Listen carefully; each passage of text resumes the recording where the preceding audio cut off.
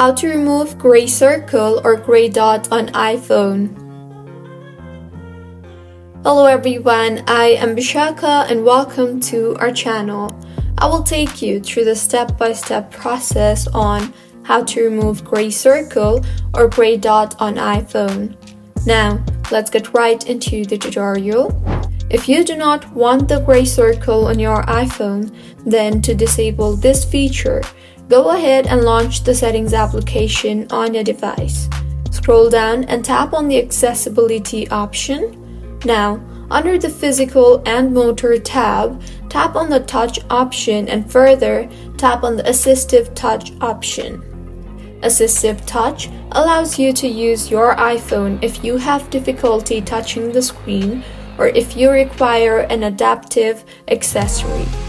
So, if you want to remove the assistive touch or the gray circle, simply go ahead and toggle off the button for assistive touch and you will no longer see the gray circle on your iPhone.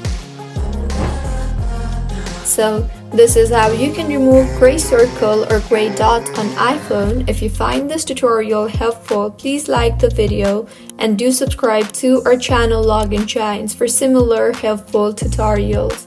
See you on the next one.